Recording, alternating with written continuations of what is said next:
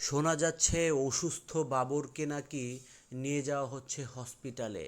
হ্যাঁ, এমনটাই তো খবর শোনা যাচ্ছে যে লুৎফরজামান বাবর আবারও গুরুতর অসুস্থ হয়েছেন এবং তাকে নিয়ে যাওয়া হয়েছে হসপিটালে। এমনকি তিনি এতটাই গুরুতর অবস্থায় আছেন যে তার বাঁচারও আশঙ্কা করছেন অনেকেই। কিন্তু বিশ্বস্ত সূত্র থেকে জানা গিয়েছে যে লুৎফরজামান বাবরকে দেশের বাইরেও নিয়ে যাওয়া হতে পারে। এমনটা বিএনপিও দাবি করছেন যে তাকে দেশের বাইরে নিয়ে যাওয়া হোক উন্নত চিকিৎসার জন্য।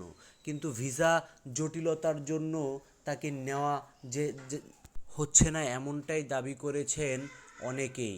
কিন্তু বাবরের স্বাস্থ্যের কী খবর এখনো পর্যন্ত সেটা এখনো জানা যায়নি।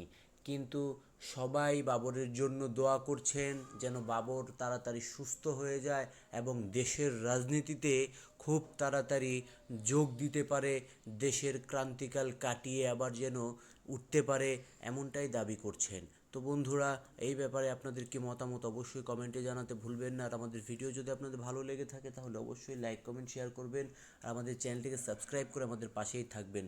ধন্যবাদ।